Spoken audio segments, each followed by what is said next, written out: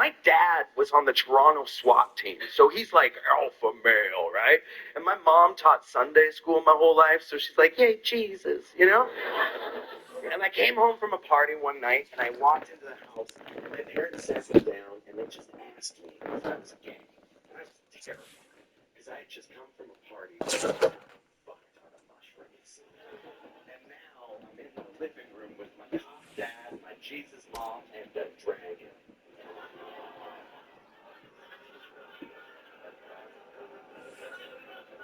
I don't know if it was the drugs or it was just time, but I had the courage and I looked at them and I said, yes, I'm gay.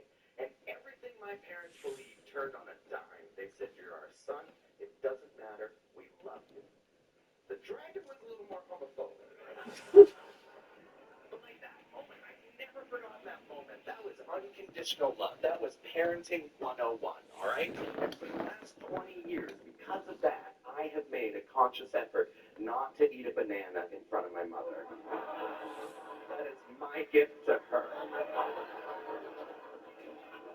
I gotta stop deep throating cucumbers in front of Dad, though. He's getting mad. He doesn't like it. You said I had no talent.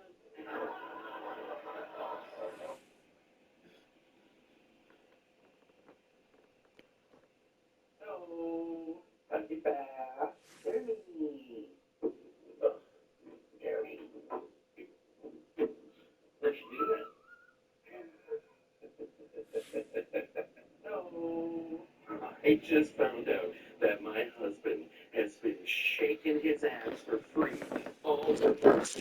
What are you talking about? Jeremy, don't you deny it. You've been gaping like the full moon. Darcy, what are you even going on about? Cher's new nickname is Grand Canyon, whose walls never touch. Darcy, stop it. Come here, you have a huge hole in your pants. What? Darcy, you let me go out like this? Jeremy, this isn't the Handmaid's Tale. I'm not going to tell my man how to dress. Darcy, that's ridiculous. You're so immature. Blessed be the fruit who has a gaping hole. There it is. Why, Daddy?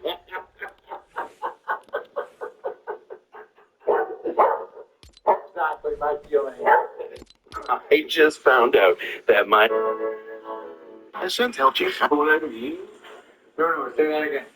Oh, hey, you know, like when you see a group of... Darcy, what is going on? You know, it's wild to me, the rise in hate comments on our videos since November. Here's the thing, I'm never going to apologize for our comedy. I'm never going to apologize for existence. In fact, every time someone leaves an angry comment, it's just going to motivate me to live my big gay lifestyle as loud and proud as I can, probably with a handful of plants or a mouthful. Anyways, if clutching your pearls is what you find yourself doing, just call your grandkids. They can teach you how to block somebody on TikTok. Until then, tolerate you. It's wild to me, the rise in hate comments on our videos since November. Here's the thing, I'm never going to apologize for our comedy. I'm never going to apologize for existence. In fact, every time someone... We do talk a lot about mental health online, which means statistically, a lot of you here tonight are mentally unwell. Welcome home. Yeah. Let's actually do a little check-in with each other. Make some noise if you remember to take your meds today. Now make some noise if the edible is kicked in. Yeah. Darcy, you said after the show. Can you bring the lights up one more time? Sorry, I know you guys hate it, but it's my special. Our special. Okay, if you're physically able to and you're comfortable, this is my favorite part of doing this tour. Stand up if you have ADHD or you're neurodiverse. Fuck yeah. Look at you. Look around. This is amazing. Anytime, look at the entire balcony is standing up because you bought your tickets too late. Are you like me? If I look up in your phone, so help me. Pop quiz, Darcy.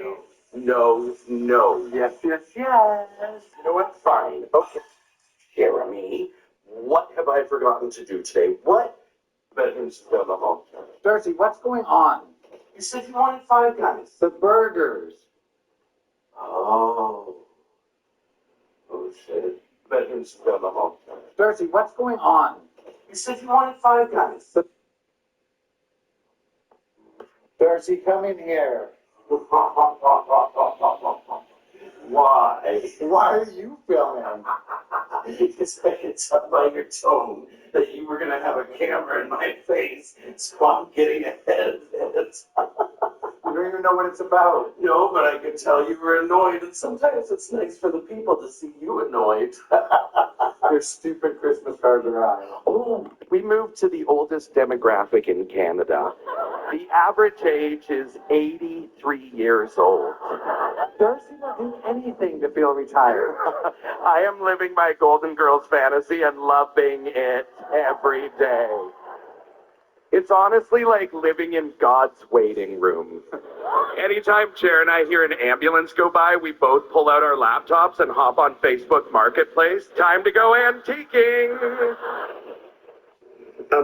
We don't listen. Came out. If I was in a coma, how long would you wait until you moved on? Realistically, like 2 weeks. It's like good though, right? Because I don't want people to think like, I'm moving on too fast or Guys, the wait is over. My wife said she was going to sell me, and I thought she was joking until, on the big sales day, she actually put me up for sale online. The description read, "This is my husband, a good-for-nothing, a lazy bum with no income. If you're interested in a useless man with no character, feel free to place an order. Services are at the buyer's discretion. $200 per day. $50,000 buys his entire future. Whoever buys the rest of his life will have him exclusively, and I'll divorce him on the spot.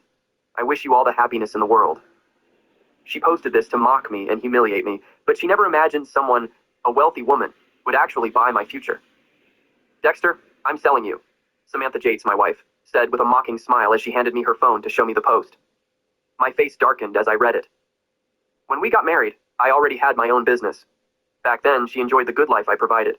I even built a house for her parents in their village, worth hundreds of thousands, and gave her brother $200,000 to buy a house and get married. In our third year of marriage, my tech company collapsed. Since then, I've been working from home developing a video game, but in her eyes, that makes me a slacker who just plays all day and doesn't earn a dime. "This is going too far, mocking me like this," I said coldly. "When things were going well, I never hesitated to give everything I could for you and your family. But now that I'm in a rough patch, you throw this in my face? That's too much. You've been locked up at home for 2 years doing nothing but playing video games. Am I wrong to call you useless?" she mocked. "And don't flatter yourself. Anyway, no one's going to buy you. It doesn't matter if someone does. Just putting me out there shows how little you think of me. And I've told you hundreds of times, I'm working on a game. When it takes off, everything will change. Get off that cloud, Dexter. You're never going to change anything." "And how can you be so sure of that?" I replied. "Look in a mirror," she sneered. "You look like a vagabond. The only difference between you and a beggar is your clothes. And you're still talking about changing things. My time is spent developing the game. Enough, I don't have time for your excuses," she said, grabbing her purse and heading for the door. "It's 8 p.m. Where are you going?" I asked. "To work, obviously. How do you think we're paying the rent?" she replied coldly. "After my company collapsed, the bank repossessed our house." "I'll pay the rent," I shouted instinctively. She just laughed, slamming the door shut. After smoking a few cigarettes, I put on my helmet, opened the delivery app, and waited for an order. Soon, I got one for crayfish, and the client even left a $50 tip, asking that I peel the crayfish upon arrival. After picking up the order, I headed to the customer at the Galactic Lounge karaoke bar. Half an hour later, I was standing in front of room 808. Just as I was about to open the door, I saw her, Samantha, inside. A group of 7 or 8 people were laughing and singing, with Samantha sitting in the middle next to her ex, Tyson Caldwell. They were singing Only True Love, looking like a couple. Didn't she say she was working late? I guess she's working overtime at the karaoke, I thought, feeling heat rise to my head like a storm cloud settling over me. Just then, a stocky woman opened the door. "Come in," she said. I entered. Samantha, engrossed in singing, didn't even notice me. "Just sit there and peel the crayfish for me. Let me know when you're done," she said, pointing to a corner. I settled in the back, turned my back to them, and started peeling. After a few minutes, the group decided to play a game called Spin the Truth. Samantha lost and chose truth. "How often do you and your husband, you know?" Rebecca, the stocky woman, asked, laughing and prying into her private life. Ugh, don't make me vomit. Forget weekly. We haven't done anything in over a year, Samantha replied disdainfully. Seriously? Not even once in a year? Are you telling the truth? Someone asked incredulously. I swear, if I'm lying, let a car hit me, she said, raising her hand as if making an oath. Well, does your husband even work? One asked with a snicker. If he doesn't, it's not like I care, Samantha replied. That sounds miserable, someone sighed. It's absolute hell. He has no idea how disgusting it is, lazing around all day playing video games and living off me. Every minute I spend at home with that useless man is torture, she said with disdain. Oh, Samantha, you deserve better, Tyson said, hugging her comfortingly. If your mom hadn't opposed us back then, I wouldn't have married that loser out of spite, Samantha said tearfully, clinging to Tyson as tears streamed down her face. Samantha, I failed you. Don't cry. It hurts me even more to see you like this, Tyson said softly, wiping her tears. Come on, a few tears aren't enough. How about a kiss to really make it better? Yeah, a kiss to rekindle the old times, the others cheered them on. I glared at them, feeling rage burn through every cell of my body. Tyson and Samantha gazed deeply into each other's eyes. She bit her lip shyly before closing her eyes and tilting her head up, moving closer to him. Without thinking, I threw the crayfish I was peeling and stormed toward them. Without warning, I shoved Tyson, spilling the drink he was holding in his hand. What's wrong with you? Why are you hitting people? Samantha snapped, her tone icy. What's wrong with me? I replied, trembling with rage, clenching my jaw. My head is about to explode with this storm, and I'm supposed to just sit back and take it? Tell me, where do you see any infidelity here? Samantha said, trying to dodge the issue. Oh, please. You were about to kiss him, and you still deny it. So what if I kiss him? Are you going to lose some imaginary pride over it? If I'm shameless, whose fault is it? Yours. You live like a spineless loser, like a worm in a sewer, disgusting and useless, she spat with disdain. I felt like my chest was about to burst. Rebecca, the stocky woman, chimed in with a sarcastic smile. If you can't make Samantha happy, maybe you should be a gentleman and let her go. Exactly. Know your place, added another woman. Samantha was the campus queen at university, and just look at her now. She's still gorgeous, but look at what she's become with you. Just a delivery man.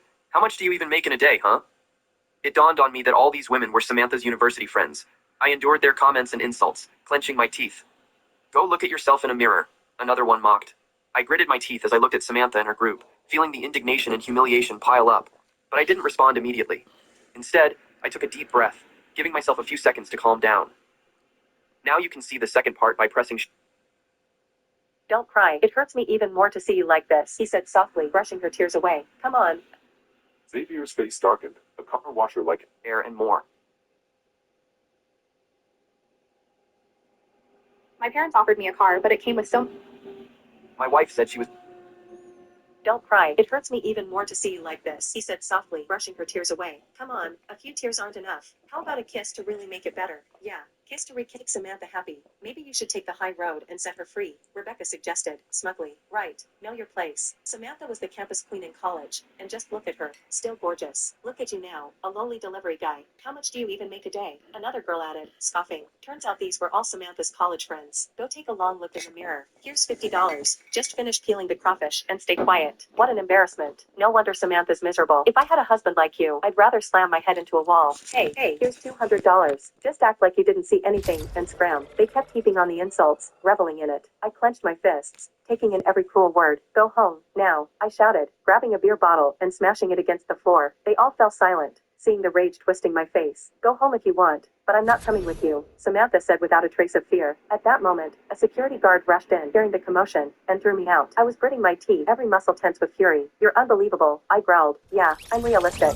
That's not what she said when we were dating. Back then, she claimed she didn't care about my money, that she loved me for me. She promised that whether we were rich or poor, she'd stay by my side, no matter what. Things change. How could I have known you'd go bankrupt? Believe me, I'm even more upset about it than you. I was left speechless. Suddenly, her phone chimed with a notification. She checked it, and her face went from smug to stunned, her eyes wide with disbelief. This can't be real, Dexter. Someone actually bought you for the rest of your life, she said, flabbergasted. What? Look. She showed me the screen. The order showed someone had bought out my entire future. $250,000 paid in full. For a moment, I couldn't believe it either. Look at the buyer's profile. Looks like she's pushing 70. Dexter, you hit the jackpot. Caught yourself a rich lady. She laughed. Cancel the order. Why would I cancel it? This is a once-in-a-lifetime windfall, she said, practically ecstatic. But your note said that whoever bought the rest of my life would mean a divorce. Are you really going to go through with that? I was